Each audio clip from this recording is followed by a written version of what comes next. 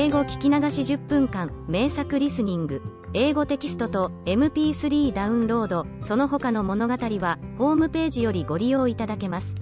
88thpp.com 88thpp.com Beauty and the Beast. Once upon a time, in a very far-off country, there lived a merchant who had been so fortunate in all his undertakings that he was enormously rich. As he had, however, 6 sons and 6 daughters, he found that his money was not too much to let them all have everything they fancied, as they were accustomed to do. But one day a most unexpected misfortune befell them. Their house caught fire and was speedily burnt to the ground, with all the splendid furniture, the books, pictures, gold, silver, and precious goods it contained, and this was only the beginning of their troubles. Their father, who had until this moment prospered in all ways, suddenly lost every ship he had upon the sea, either by dint of pirates, shipwreck, or fire. Then he heard that his clerks in distant countries, whom he trusted entirely, had proved unfaithful, and at last from great wealth he fell into the direst poverty.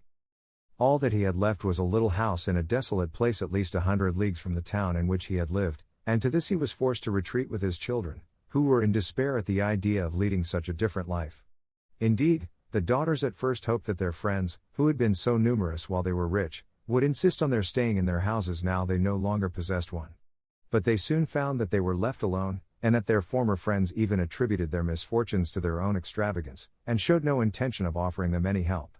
So nothing was left for them but to take their departure to the cottage, which stood in the midst of a dark forest, and seemed to be the most dismal place upon the face of the earth. As they were too poor to have any servants, the girls had to work hard, like peasants, and the sons, for their part, cultivated the fields to earn their living. Roughly clothed, and living in the simplest way, the girls regretted unceasingly the luxuries and amusements of their former life. Only the youngest tried to be brave and cheerful. She had been as sad as anyone when misfortune overtook her father, but, soon recovering her natural gaiety, she set to work to make the best of things, to amuse her father and brothers as well as she could, and to try to persuade her sisters to join her in dancing and singing. But they would do nothing of the sort, and, because she was not as doleful as themselves, they declared that this miserable life was all she was fit for. But she was really far prettier and cleverer than they were. Indeed, she was so lovely that she was always called Beauty. After 2 years, when they were all beginning to get used to their new life, something happened to disturb their tranquility. Their father received the news that one of his ships, which he had believed to be lost, had come safely into port with a rich cargo. All the sons and daughters at once thought that their poverty was at an end, and wanted to set out directly for the town. But their father, who was more prudent, begged them to wait a little, and, though it was harvest time, and he could ill be spared, determined to go himself first, to make inquiries. Only the youngest daughter had any doubt but that they would soon again be as rich as they were before, or at least rich enough to live comfortably in some town where they would find amusement and gay companions once more. So they all loaded their father with commissions for jewels and dresses which it would have taken a fortune to buy. Only Beauty, feeling sure that it was of no use, did not ask for anything. Her father, noticing her silence, said, "And what shall I bring for you, Beauty?" "The only thing I wish for is to see you come home safely," she answered. But this only vexed her sisters, who fancied she was blaming them for having asked for such costly things. Her father, however, was pleased, that as he thought that at her age she certainly ought to like pretty presents, he told her to choose something. "Well, dear father," she said, "as you insist upon it, I beg that you will bring me a rose. I have not seen one since we came here, and I love them so much." So the merchant set out and reached the town as quickly as possible, but only to find that his former companions, believing him to be dead, had divided between them the goods which the ship had brought, and after 6 months of trouble and expense he found himself as poor as when he started, having been able to recover only just enough to pay the cost of his journey. To make matters worse, he was obliged to leave the town in the most terrible weather, so that by the time he was within a few leagues of his home he was almost exhausted with cold and fatigue. Though he knew it would take some hours to get through the forest, he was so anxious to be at his journey's end that he resolved to go on, but night overtook him, and the deep snow and bitter frost made it impossible for his horse to carry him any further. Not a house was to be seen. The only shelter he could get was the hollow trunk of a great tree, and there he crouched all the night, which seemed to him the longest he had ever known. In spite of his weariness the howling of the wolves kept him awake, and even when at last the day broke he was not much better off, for the falling snow had covered up every path, and he did not know which way to turn. At length he made out some sort of track, and though at the beginning it was so rough and slippery that he fell down more than once, it presently became easier, and led him into an avenue of trees which ended in a splendid castle. It seemed to the merchant very strange that no snow had fallen in the avenue, which was entirely composed of orange trees, covered with flowers and fruit. When he reached the first court of the castle, he saw before him a flight of agate steps, and went up them, and passed through several splendidly furnished rooms. The pleasant warmth of the air revived him, and he felt very hungry, but there seemed to be nobody in all this vast and splendid palace whom he could ask to give him something to eat. Deep silence reigned everywhere, and at last, tired of roaming through empty rooms and galleries, he stopped in a room smaller than the rest, where a clear fire was burning and a couch was drawn up closely to it. Thinking that this must be prepared for someone who was expected, he sat down to wait till he should come, and very soon fell into a sweet sleep. When his extreme hunger wakened him after several hours, he was still alone, but a little table, upon which was a good dinner, had been drawn up close to him, and, as he had eaten nothing for 24 hours, he lost no time in beginning his meal, hoping that he might soon have an opportunity of thanking his considerate entertainer, whoever it might be. But no one appeared, and even after another long sleep, from which he awoke completely refreshed, there was no sign of anybody, though a fresh meal of dainty cakes and fruit was prepared upon the little table at his elbow. Being naturally timid, the silence began to terrify him, and he resolved to search once more through all the rooms, but it was of no use. Not even a servant was to be seen, there was no sign of life in the palace. He began to wonder what he should do, and to amuse himself by pretending that all the treasures he saw were his own, and considering how he would divide them among his children. Then he went down into the garden, and though it was winter everywhere else, here the sun shone, and the birds sang, and the flowers bloomed, and the air was soft and sweet. The merchant, in ecstasies with all he saw and heard, said to himself, "All this must be meant for me. I will go this minute and bring my children to share all these delights." In spite of being so cold and weary when he reached the castle, he had taken his horse to the stable and fed it.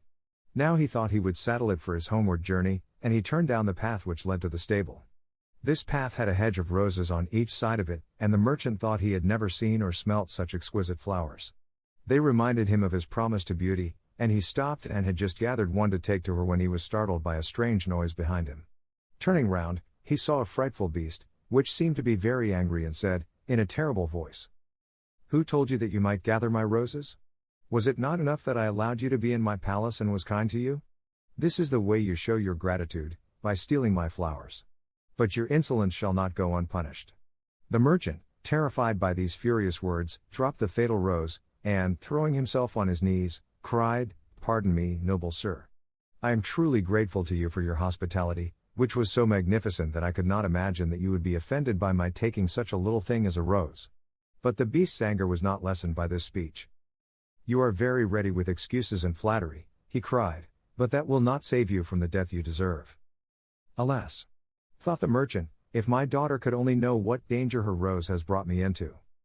And in despair he began to tell the beast all his misfortunes, and the reason of his journey, not forgetting to mention Beauty's request. "A king's ransom would hardly have procured all that my other daughters asked," he said, "but I thought that I might at least take Beauty her rose. I beg you to forgive me, for you see I meant no harm." The beast considered for a moment, and then he said, in a less furious tone, "I will forgive you on one condition, that is, that you will give me one of your daughters." "Ah," cried the merchant, "if I were cruel enough to buy my own life at the expense of one of my children's, what excuse could I invent to bring her here?" "No excuse would be necessary," answered the beast. "If she comes at all, she must come willingly. On no other condition will I have her. See if any one of them is courageous enough, and loves you well enough to come and save your life. You seem to be an honest man, so I will trust you to go home. I give you a month to see if either of your daughters will come back with you and stay here, to let you go free. If neither of them is willing, you must come alone, after bidding them goodbye forever, for then you will belong to me. And do not imagine that you can hide from me, for if you fail to keep your word I will come and fetch you," added the beast grimly. The merchant accepted this proposal, though he did not really think any of his daughters could be persuaded to come. He promised to return at the time appointed, and then, anxious to escape from the presence of the beast, he asked permission to set off at once. But the beast answered that he could not go until next day. "Then you will find a horse ready for you," he said. "Now go and eat your supper, and await my orders." The poor merchant, more dead than alive, went back to his room, where the most delicious supper was already served on the little table which was drawn up before a blazing fire. But he was too terrified to eat, and only tasted a few of the dishes, for fear the beast should be angry if he did not obey his orders. When he had finished he heard a great noise in the next room, which he knew meant that the beast was coming. As he could do nothing to escape his visit, the only thing that remained was to seem as little afraid as possible. So when the beast appeared and asked roughly if he had supped well, the merchant answered humbly that he had, thanks to his host's kindness. Then the beast warned him to remember their agreement, and to prepare his daughter exactly for what she had to expect. Do not get up tomorrow, he added, until you see the sun and hear a golden bell ring. Then you will find your breakfast waiting for you here, and the horse you are to ride will be ready in the courtyard. He will also bring you back again when you come with your daughter a month hence. Farewell. Take a rose to Beauty, and remember your promise. The merchant was only too glad when the beast went away, and though he could not sleep for sadness, he lay down until the sun rose. Then, after a hasty breakfast, he went to gather Beauty's rose, and mounted his horse, which carried him off so swiftly that in an instant he had lost sight of the palace, and he was still wrapped in gloomy thoughts when it stopped before the door of the cottage. His sons and daughters, who had been very uneasy at his long absence, rushed to meet him, eager to know the result of his journey, which, seeing him mounted upon a splendid horse and wrapped in a rich mantle, they supposed to be favorable. He hid the truth from them at first, only saying sadly to Beauty as he gave her the rose, "Here is what you asked me to bring you, you little know what it has cost." But this excited their curiosity so greatly that presently he told them his adventures from beginning to end, and then they were all very unhappy.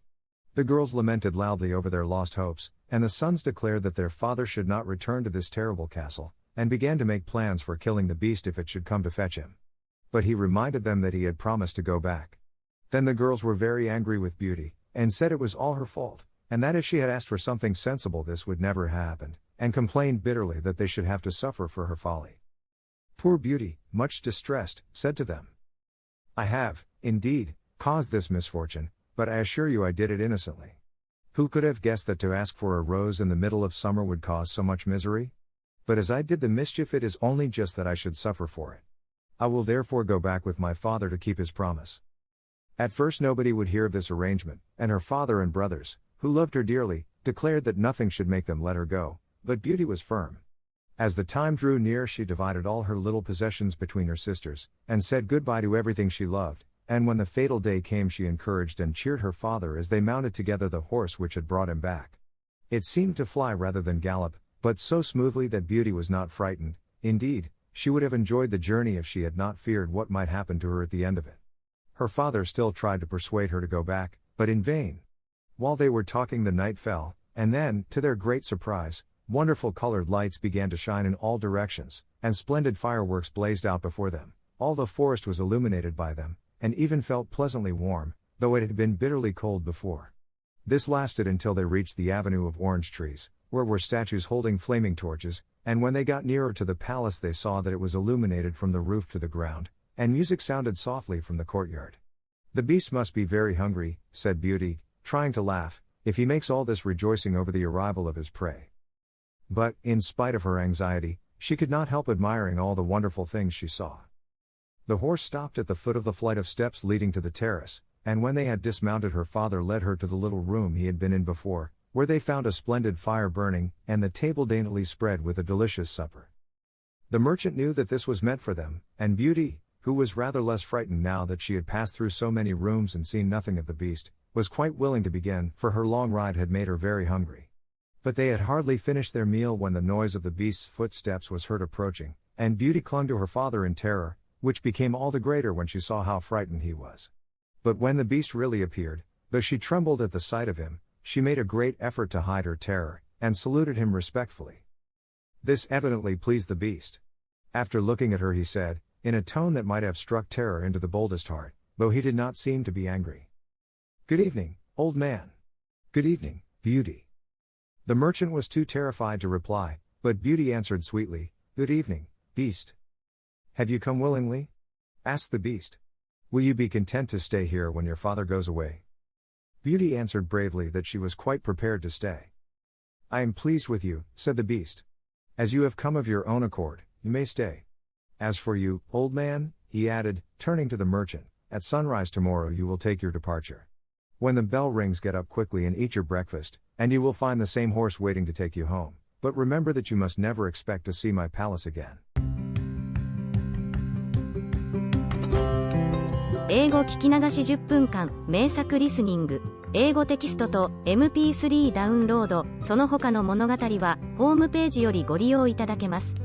88thpp.com 88thpp.com